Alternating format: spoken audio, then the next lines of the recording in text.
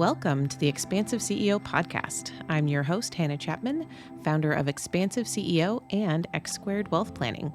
Buckle in as we explore how to create true prosperity and build a business and a life that expands beyond yourself and makes a dent in the universe. Welcome, everyone, to the Expansive CEO podcast. I'm your host, Hannah Chapman, and we are still continuing with our relationship series. I am going to keep going with this for as long as people will talk with me about it because I feel like it's such an important aspect of life, of community, of nature, and with the more and more we integrate AI into how we live, it's relationships, human relationships are just going to continue to become more and more critical that we know how to create and maintain and foster. So I'm super excited for our conversation today. My guest today was never homeless, not raised by wolves, but he did, however, win the Top Achievement Award from the Dale Carnegie School way back in the day. So he's a brand specialist with a passion for relationship first methodology, which is what we're going to talk about today. His company has published over 500 best-selling books. He's an avid scuba diver, pilot, and father of 3. So welcome to the show, Doug Crowe. Thank you for being here. And while that was a fantastic intro, I would like to hear a little bit more. Can you tell us more about what you do? Gosh, I don't know how much time do we have. Thank you, Hannah, for having me on the show today. I appreciate it. Yeah, I've been a student of marketing for my entire life. I don't call myself an expert by any means. And the relationship topic that you have on this series, oh my gosh, I'm excited to share about that because you mentioned this. Relationships are ubiquitous. They go for business and non-business things. And the way we treat our kids and our dog can often reflect on our business. So it's important to have a fundamental baseline of how you interact with people and why to foster growth and harmony and peace and love and all that stuff. Yes. So let's dive in to kind of your expertise here, which is building relationships, right? Building referral bases, and really like not having to create content. So we talked last week about, how do we create content that leads to relationships? And now today we're going to talk about how do you do it without the content? Yeah. It's very simple for me, and I don't understand why most of the world doesn't get this. But I'll try to do it and explain it in a simple manner. Imagine you have 20 to 30,000 images hitting your brain a day, and we do. And those ones that we remember or resonate with, or like we'll use email as an example. When you go to your inbox, there's generally several hundred messages in there. Which ones do you look at first? Which ones do you open? Which ones do you respond to? What's the answer? The answer is always the one that you have a relationship with. It's never the spam, the first one, the offer, the cool thing, the meme. Never. It's always somebody you've actually met, know, like, and trust. So this is true for email. It's true for going to a party. You see somebody you recognize, walking on the street. Recognizing a relationship is fundamental to how we communicate as a species, number one. But more importantly, as a business person, if you think that, and this is very opinionated, so I apologize in advance. But if you think producing a bunch of content is about your cool stuff, your new AI algorithm, or your meme, or your all this stuff is at the least bit interesting, important, or useful, you're deluding yourself with vanity metrics. If you create content that somebody is asked for, is looking for, and the most important thing is in their stream, then maybe it'll work. But I guarantee you, with the billions of messages and posts going out per day, very, very, very few of your ideal customer profile is even seeing the genius things that you create. So I can't tell you, I haven't done the data on this part. I know from a practical standpoint, I'll use podcasts as an example because I produce a podcast, or I'm on this one for yours. In 2019, there were 336,000 new episodes published in that year. That's a lot. Over 250,000 new podcast episodes. Guess how many were last year were published? Oh gosh, maybe 100,000. 27 million. Oh wow. That's a 7,900% increase in content produced by podcasters. Now multiply that with Instagram, Facebook, Twitter, YouTube, LinkedIn. There's more content than we can possibly ever consume. I'm no math genius, but I only have 8 hours a day, so I can't listen to every podcast or watch everybody's meme, right? So what am I doing? If I'm producing content, I'm hoping someone sees it. I hope it gets, but it hardly ever does. So a relationship, however, is generally built on affinity. It's like, hey, I like you, you like me, let's have a cup of coffee, things like that. How do you do it online? I mean, I can get to that now, or we can talk about broad strokes first, but there's another way to approach all this that I've generated millions of dollars of business without producing a bit of content, nothing. Well, let's go there because I think um there are, I'll use this podcast as an example, right? I don't get thousands or millions of downloads at any Right. point, Mhm. but the people that listen are very targeted, right? And Yes. so the quality over quantity has been really crucial Yes, it is. in anything that I do. That's what I've noticed for me Mhm. over the last several years is that, if the more me I am, and the more I Yes. respond, what you said before Yeah. of like, what do people actually like want to hear? What are they asking about? How are Hmm. you talking about them versus, just, patting yourself on the back all the time, right? Like that's the stuff that, you know, He cares about you. nobody cares, right? Stop That's talking about true. yourself. It's true. I'm sorry. I have a definition of confidence and arrogance, and it goes something like this. If you're arrogant, you talk about yourself. If you're confident, someone else talks about you. Mm, yeah. Right. So, Yeah. That's beautiful. But I have also, I know for a fact that most 90, 95% of my clients that come to me are from some sort of experience that right. they've had with me or Mhm. some sort of interaction that they've had Mhm. or um a close, someone who is a client being like, "Oh, you should meet Right. Hannah because she's awesome." Um, Referrals. You right? mentioned a word Referrals. experience, Mhm. conversation. These are dialogues, not monologues. Continue. Yeah. Right. Yeah. And even if it's an example of, me speaking to a group, right? Yeah. Someone they have a group and I go and Hmm. help them learn something new about themselves. Yeah. That's the kind of stuff that has worked really well for me in growing, both X Squared and Expansive CEO. Um, and the content creation part has been just a way for other people to, oh, okay, keep getting to know me, right? Oh, I met her Sure. I get to Right. hear her on the podcast. I get Yeah. to see her on social media, whatever, that kind of thing. Once they're in your feed. Right, exactly. So it's not, not necessarily like, oh, I've never seen this person before and I'm just running Right. across her. Usually it's, a friend of a friend and Hmm. then Hmm. staying along for the ride. Yeah. But for people, there are a lot of people who aren't good at social media, don't Yeah. know how to create content, don't have any desire. This is really Yep. important too. If you have no desire to create content, then or be on video or have a Hmm. podcast, right? Like if that's not part of something that lights you up, then Yeah. don't do it. And there's another methodology you can use to beat the pants off your competition without creating any content. I mentioned before the show, I think I told you, I the first 12 years of my company, I didn't have a website. This is in 2010 to 2022 That's or so, crazy. not 2020, excuse me, from 2018 to 2008 to 2020 or so.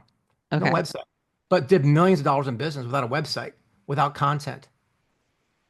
It's impressive. And that wasn't because I was an introvert. I'm not.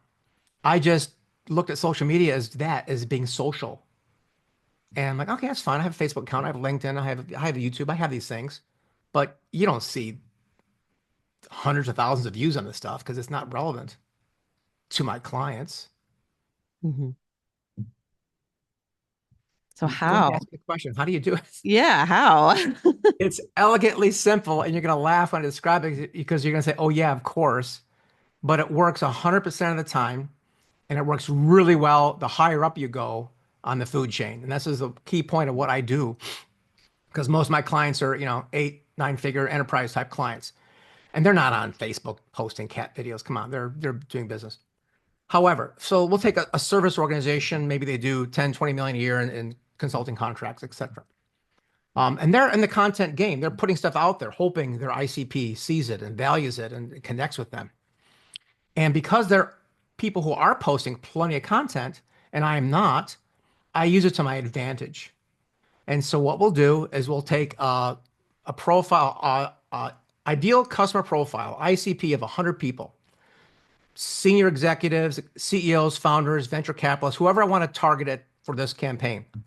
And I'll find their profiles. I'll just use LinkedIn because I like LinkedIn more for my B2B stuff. I don't do the B2C stuff.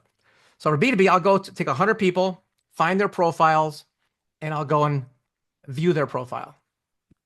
I will click on an article they posted. I will like it. I will share it. And if it's good, I'll intelligently comment on that article with a compliment, with a proof that a human being, not a bot, but a human being read that article by saying, hey, I learned this about what you said today. And then I always end with a question. This is important. Ending with a question when you comment creates engagement. So I'll compliment, prove that I read it, and then, hey, how would what I learned on this topic apply to this over here? Now imagine you're a content creator. You've been posting, trying to get some engagement. All of a sudden you see this person viewing you and liking you and actually shared one of your posts. Now they just put a great question on one of your articles. What are you going to do? You're going to say, wow, great question. Here's my answer. And they're probably going to click on your profile. Now what happens? You have a relationship, not just with that person, but with the algorithm. Now the algorithm says, these two are talking. Let me go run some ads and put them in the stream. So now when you post content after you have a small relationship, I call it micro conversations, right? Your small relationship started, you're in the feed together. Now, if you put something out there, it's likely they'll see it. And this, or you send a direct message. And this is where a lot of people still mess up. They'll send a DM. Hey, want to connect? Missed it, right? Or they'll put in the content, here's my PDF, here's my solution, talking about themselves again. Don't do that. Build a relationship and be a puppy. Be a golden retriever about this, man. Just love on them. When you do that authentically, organically, consistently, they're going to love you back. And so when we said, once we build this micro conversation, we spent a month or two doing this with a targeted group of people. When we go to actually send the first DM, it's not about me. It's about, hey, man, I'm working on this book or a white paper about this topic. I'd love to get your opinion on it. Can I get 10 minutes of your time? What have I done there, right? Number one, it's not a cold outreach. We have a close to a 50% connection rate because we've warmed them up first. It's asking their opinion on something. And guess what that white paper topic is? Something they've already talked about on their content stream. Something they're interested in. Not about me, my solution. Nah. Focus on them. Like white on rice. You want to really know your customers' challenges, pains, desires. And you can do focus groups. You can start reading, but talking to them is probably the best way to do that. And organically and without any sales pressure, I'm going to do a quick interview with you about this paper I'm working on or a book. Love to get your opinion on. Thank you so much. Hey, you got a story about that? Yeah, I do. I'd love to hear it. Tell me the story. Let them talk. Man, that's a great story. With your permission, I'd love to include that in my book. Now, I'm going to send the manuscript, revisions. I'm going to have 3 or 4 opportunities to communicate with a high profile prospect with 0 sales pressure, just content, pain solution stuff in there. And at some point, not all of them, but someone will go, wow, I didn't know you do that. I just went to your profile. Hey, maybe you can help us with this thing. They come to you. Mm-hmm. Yeah, Well, that's it. okay, so as I was listening, one of the things, because I've heard this, a similar structure Mm-hmm. used before from someone else who was teaching. I was actually for financial advisors, something I took a long time ago that, she pitched, I'm thinking of writing a book. Will you have an interview with me? Mm-hmm. And that didn't feel great to me Oh, because you because, said thinking about. I am right. writing a book. That's a big difference. I know. And so that's what I was gonna Yeah. Yeah. contrast that with is that you've actually written and published a lot of different books, right? And so when you're doing this, you're actually like you're authentically Oh, doing I the thing. connected with a couple of billionaires. I talked to Bloomberg's office a few months ago because I'm working on an article for Entrepreneur Magazine. I'm working on this. It's a real thing. If you lie, yeah, bad karma and people can sniff it out. Do not do that. But it doesn't have to be a book. If you don't want to write a book, heck, I'm working on an article for LinkedIn, for whatever publication. Doesn't really matter. I'm working on an article. It's better if it's high profile if you don't have the credentials. I understand, but give them something. Don't take something. Hmm. I'm working on an article. I'd love to get your opinion. And if you're a great story, I'd love to include you in my piece, right? It's the Oprah effect. Yeah. Oprah didn't create anything. She's interviewed cool people, became a billionaire over it. Well, and that before we started recording, that was one of the things you Yeah. were talking about, right? Is like turning the spotlight, Yeah. taking the spotlight off of you and putting it onto Please. others. Yeah. Yeah. Authentically, organically, with sincere interest. I mean, I've had the opportunity, and I say that very clearly, to get my MBA in mergers and acquisitions and IPOs because of the people I've interviewed for their books, right? So I've worked with guys who've done public offerings and raised billions of dollars. And I learned so much by interviewing them and then obviously writing, ghostwriting, and publishing their book for them. That's at the highest level. But you could do it at any level. It doesn't have to be a book. It could be anything. I just recommend people take that imposter syndrome and really go up. The higher you go in the prospecting scale, you can add a zero to your bottom line and to your offerings and less stress, more money. Man, I'm telling you, it's the way to go.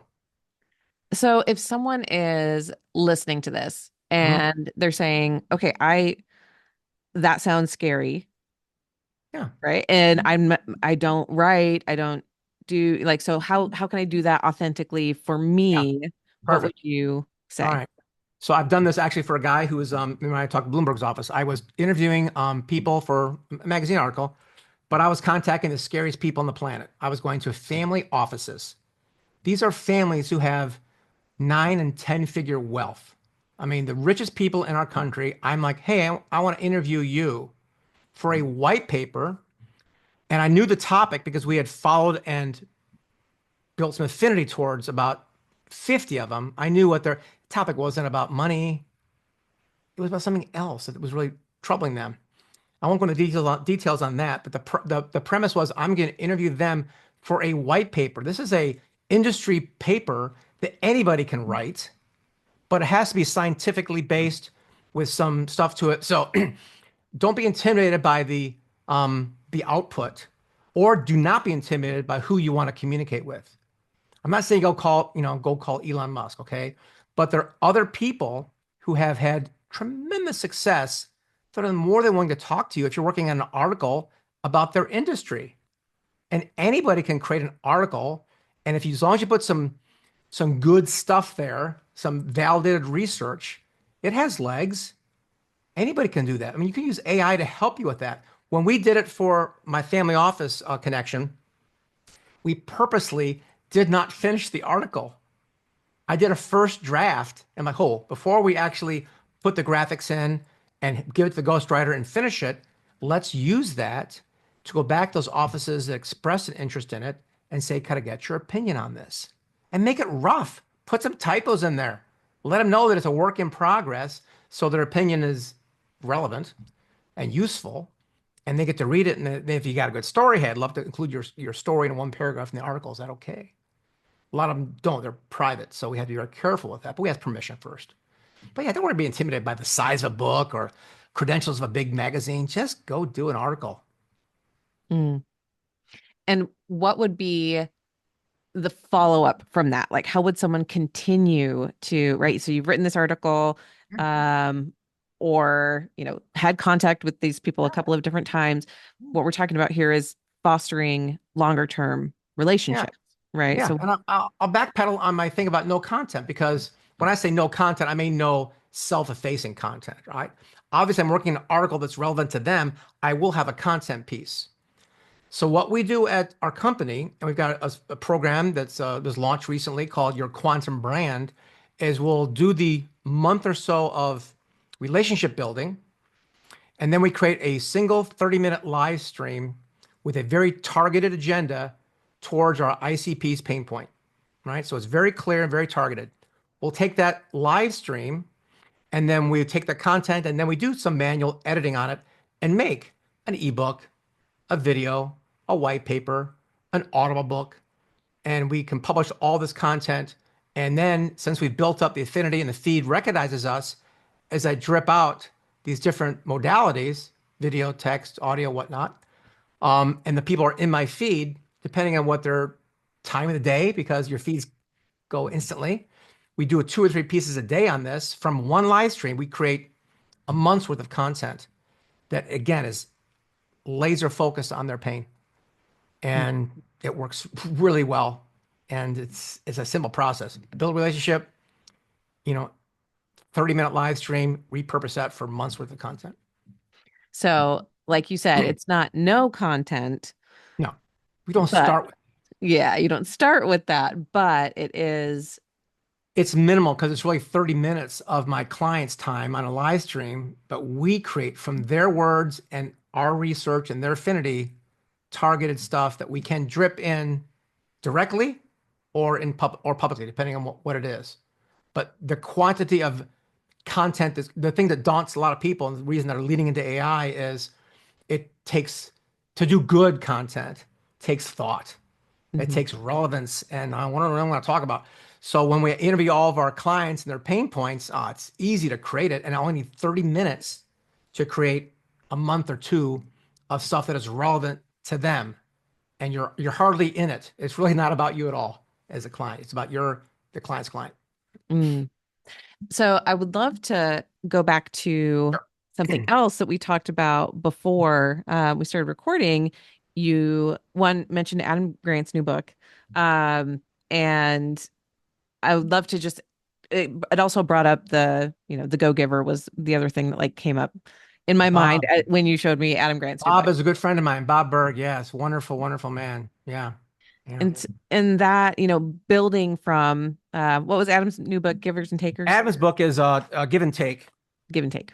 Give and Take. It's my new favorite. I love Bob. I've known him for many years. He spoke at my event and I'm part of his mastermind for a while. Bob Berg, who wrote Endless Referrals and the Go Giver series, for those who don't know Go Giver. Bob and John David Mann, another great guy. But yeah, the concept is so lost nowadays of just giving without expecting anything in return. Hmm. You know, I mean, we did 6 figures in October last year from referrals. Not a single one came from a client referral. It was from conversations like this. People like to talk to on LinkedIn. Hey, how you doing? Like to, chat about something, and no chance they're ever going to be a client. They don't want a book. We're a publishing company, ghostwriting. They don't need one. They don't want one. Hey, no problem. Tell me about your. I had an hour and a half call the other day with a guy who's consulting with Fortune 100 brands. Just relationship. We have no idea what business will come from it, but if you do that often enough with people who understand reciprocity, yeah, I got 3 good deals last October from last year from people who weren't my clients, just people I talked to Hmm. because I did something. Here's the part where the quantum thing comes into play. I need to express this. A lot of the things that we do is not broadcast. It is one-on-one. So in Sherry's case, we met 2 years ago, talked about doing a book. She didn't need one. She had her own anthology series. Oh, just keep doing that. But she mentioned some marketing thing. Oh, I got something for you. And I sent her a PDF. Boom. A year and a half later, she refers me a couple clients, comes to our event. I mean, it's magical what happens when you give without expecting anything in return. And if you're a transactional person, it's hard because most of the time, nothing comes back directly. If you're looking at money, I look at interesting conversations, the other currencies of life, community, innovation, curiosity, friendship, you know. Yeah. Well, that's the piece I think that when you said that piece is missing now, the Mm. the give to get. Yeah, or yeah. the give with expectation, the give with strings attached. Transactional, right? Mhm. And you don't start it. Think about like, your first love, or if you're married, your spouse. How'd you start that out? Hey, if I buy you dinner, can I get a kiss? It's transactional, right? But if you don't have any expectations, well, they come towards you, right? It's a sales thing, right? Where you don't expect anything, and the client tends to lean in. I had a sales call just the other day, and she's, oh, this sounds great. This is great. I'm going to go ahead and work with you, Doug. She asked a great question because she's a sales trainer. She said, what else should I be asking you? Great question, right? And most people say, oh, nothing. We're wonderful. Come give us money. I said, well, there's a couple of things that could make this all go sideways on you. Let me tell you what those are. So I told her a couple of things on the agreement that if she didn't fulfill her part, it could collapse her book project and not make it go very well, if at all. So I told her that, expressed it. Oh, okay, that's fine. Signed it, paid right away. Onboarding. I also repeated myself. Hey, by the way, this is all we're going to do. Here's two single point of failures, right? That could affect this. Make sure we pay attention to those and preempt them so we don't have any challenges. So that's a long way of answering the question, I guess. But Yeah, well, what I've described that as is exploring the no in the yeah, sales right. conversation, Love it. right? So It's powerful. Yeah. being able to like being it almost harkens back to, when you said, the difference between confidence and arrogance, Yep. Yep. right? There's if you're willing in a sales conversation to help someone see what else should I Mhm. be asking? Well, where might there be any hesitance? Let's look Right. My there. other good friend and author is Orrin Claff, who wrote Pitch Anything and Flip the Script. And he gave us coins at his event. It said, "Never be needy." And salespeople, myself included, are horrible at this, especially if quotas are down. You got a mortgage payment, like, oh, I gotta get a sale in. But if you even have one molecule in your brain that's a little bit needy, it comes out. So even if you're broke living on a cot, don't be needy because people sense that. It's a neuroscience thing, right? It's a predator prey thing. If you're needy and hungry, prey's going to run away. So Hmm. yeah, the less needy you are, but collaborative. Don't be a jerk about it. I don't need you. I mean, say, hey, love to explore this. If it makes sense for you and me, then let's go. If not, that's okay. It puts people in such a comfortable place where instead of you're selling, they're buying. Hmm. It's not the same thing. Yeah. Yeah, it's extending the relationship into from the very beginning, right? Into the sales conversation that you're still building a relationship all the way Always. through. Even after the sale, you're still building relationship. Yeah. I'm very, very passionate about this. I mean, to a point where sometimes it gets me in trouble because most of my clients are my friends, you know. So if we get along, we get along. And I don't have any, there's no separation between church and state on that one. They come and hang out and we're going to visit them and stuff. It's wonderful. Well, and with that, along with that, let's touch a little bit on the like your recent TED Talk, actually. I would Yeah, love sure. to hear more about that. Yes. Because you go into this, Mhm. what's the Yeah. importance of relationship in this realm of, this era Yeah. of AI? I recently had the honor of presenting a TED Talk at McDonough and Georgia.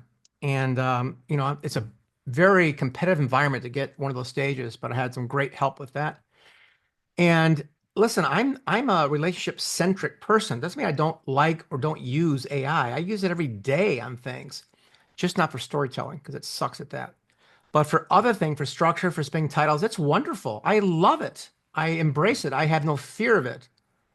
However, sometimes people get a little bit crazy about this stuff and they change their businesses. I've seen two of my good friends completely wipe out years of legacy, what they're doing to get on the AI bandwagon. Okay, hopefully you'll be successful. Understand it's going to change before you go to market tremendously, so you might miss the boat or be off kilter. But my TEDx title is The Hidden Power of Humanity in the Shadow of AI. It's available on the TED channel. You can go look at it. Look at Doug Crowe, or that's probably the best way to do it.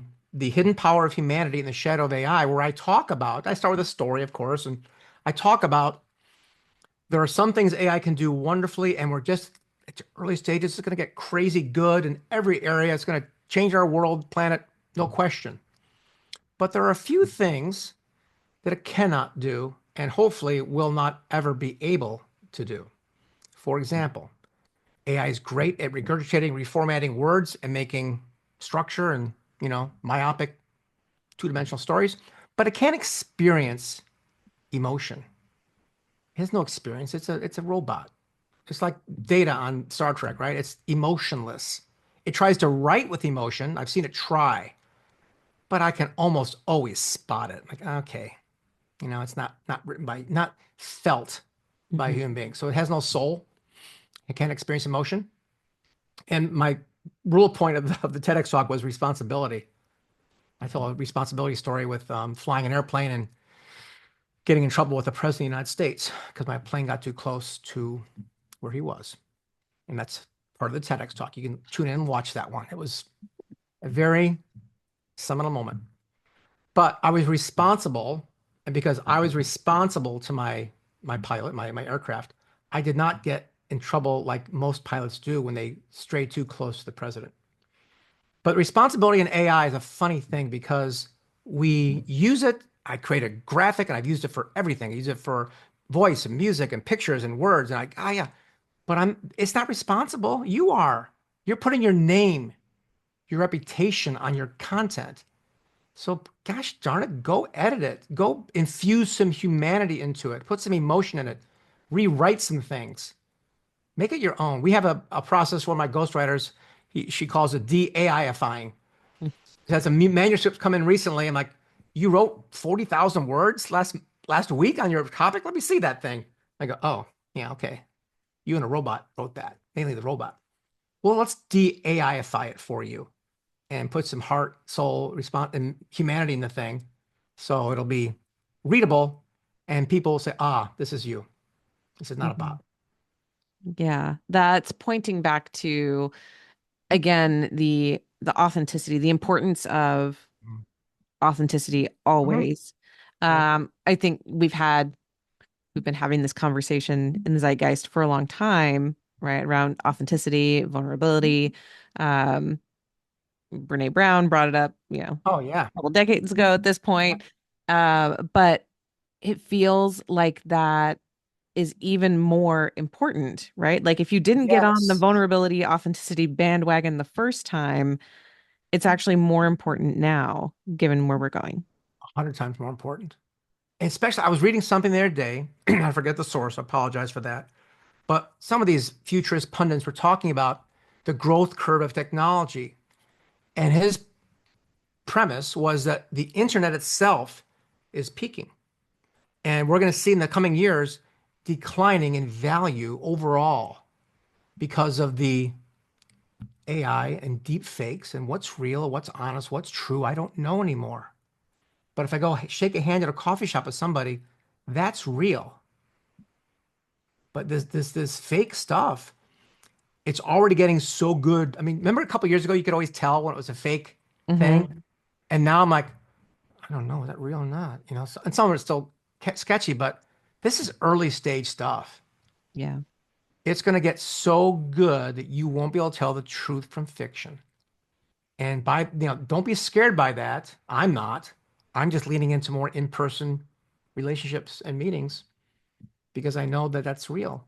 Unless you want to get in the quantum matrix thing about it. But as far as I know, it's a real life and I'm meeting people in person and that experiential part of relationships, you mentioned experiential is it's getting so lost. Pandemic will blame some of that because we couldn't go places. But now that we can and should, we need to do more of that. And maybe Hmm. it's slower, okay? So what? So what? Just go meet people in person. I had the experience in December. Mhm. I was invited to an event out in LA. Mhm. Um, and I'm in Cincinnati, Ohio right now.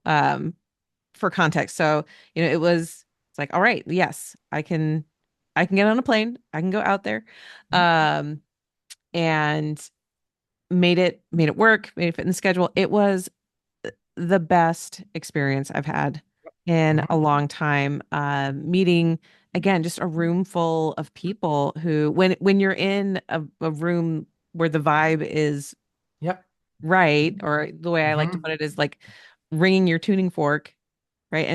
And people are Nice. responding, right? Like, Hmm. oh yeah, we're in tune here. Yep. It was a magical experience, and Yeah. it was really, I would say, um heartwarming and confidence boosting Yes. in ways, Good right? words. To Yep. like be in person with people, to know, Hmm. because especially when you put out a lot of content Yeah. Yeah. online, and I hear and I meet people in person, but Hmm. then to have people like literally in the room Yeah. Yeah. Yeah. Having coffee, having resonating. lunch. Yeah. Hmm. I would like, if it's okay with you, I'd like to give you a shameless plug on the Yeah. in-person thing, if I may. So, like you, I've been to hundreds of conferences, trade shows, conventions, meetings, and usually there's a keynote speaker, some training. But the best part of those events is what? It's usually the conversation you have in the hallway with Or somebody, lunch. right? Yeah. Or lunch, right? Such a great connection. So we have an event that we've been putting on for a while now. It's called the Visionaries Roundtable. You can look that up too, Visionaries Roundtable. And what we've done is we have no keynote speakers. We have no workshops. We have roundtables. We basically take that hallway conversation from other places and we bring it into the room. So it's only for 7, 8, 9 figure business owners and founders, right? For startups, it's not a good fit because sometimes we have pretty high level M&A discussions, capital raising, things like that, or go to market stuff where you're going from 7 to 8 figures. But if that's part of what you are doing as a business owner or operator, you won't find a better place to go and meet people who are just giving, right? I mean, Bob would come, but he doesn't travel. But they're guys who have gone like, I have a bunch of people who've done like 3 or 4 IPOs, a bunch of people who've sold companies. One of my good partners there has done over $9 billion in exits for people. And he's there saying, I'm happy to talk with you about whatever you want for a couple of days. Wow. Imagine having a board of directors like that for the low, low price of zero, because we don't charge for our event. For new people, become the first ones free. It's on us. So if you're a business owner and you want to network and mastermind and get some really good connections for ideas and sometimes for business, we have some people book some money, some business out of as well. Um, it's a We're very passionate about our in-person events. We do twice a year. Go to visionariesroundtable.com and contact me. Are you in any particular area, or do We you go were to in different Vegas in the places? fall. We're in Charleston in the spring. So whenever this is recorded, if it's out before April 28th, then please contact us at thevisionariesroundtable.com. Come to Charleston, meet me and my wife and my dog and about 70 of my good friends. That's amazing. And Yeah. that's truly, any place that I've been also, like Mhm. that is absolutely, if there are ways that they are bringing participants together Yeah. to Right. talk, uh Hmm. that's where all of the magic Yeah. happens. Yeah. The guys I have there, like one of my favorite clients is as a man who's a rocket scientist. He invented a little piece of software you've heard about. It's called GPS. Oh, and then he went on to found stamps.com, did a SPAC, has done 4 IPOs, I think, of written 4 or 5 books with us. Warmest, sweetest man you'll meet. No, no egos are in that room, right? So guys like that, plus people have done capital raises. They're all what people might be intimidated about their success, but they're just like, my M&A guy has done 9 billion. We talk about dog training and motorcycles more than business sometimes. I mean, just people. Right. Yeah. Mhm. The relationship. Yeah, you got it. Yeah. Yeah. I love it. Well, Doug, how, if people are listening to this and they're Hmm. everything will be in the show notes as far as Yeah. links to Yeah. different things. But what would be one tip for them that they can implement like right now in their Right. business to try? Yeah. And then how can they get a hold of you if they want to know more? Sure. The biggest tip I will give you is to take the spotlight off yourself, go onto LinkedIn for 10 minutes a day and like, share, and comment cool stuff from people you respect or high-level clients you'd love to work with. And that would be easy to do. We do it for a lot of our clients, don't have the time to do it, but you can do it yourself. You don't have to have us do it. We do have a system for it. It's called your Quantum Brand, where we do all that for you. You just sit back and do your live stream. We give you everything you need, relationships and the content all done for you. Best way to contact me is email, doug@dougcrowe.com. I'm not opposed to a text message. You can text me. I'm very approachable. So my number is 630-890-3998. Just put Hannah in the subject line so I know it's coming from your show and not somebody trying to sell me life insurance. So yeah, you can contact me directly, and visionariesroundtable.com is our event. There's a little application process for that, but we'd love to see you there, and any of your favorite clients. Bring them on over. Yeah, I love it. Well, Doug, thank you so much for being on the show today, sharing Pleasure. all of your wisdom about relationships and really bringing intention Thank to you. how you do business in this way. So love it. If you have any questions, if you're listening and you want to know more, check out all the links in the show notes. And of course, if you have any questions for me, if you want to hear from Doug again, you can always email me at Hannah, HANNAH, at expansiveceo.com. And again, thank you, Doug. It's been a pleasure. Thank you. Appreciate it. That's it for this episode. Thanks for listening, and be sure to like and subscribe. And again, if anything resonated with you from this episode, I would love to hear from you.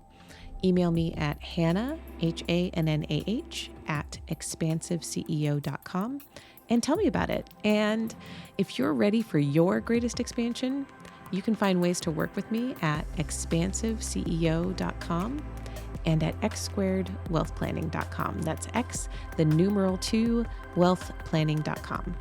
So until next time, remember that there is enough, you are enough, and your birthright in this lifetime is to be expansive.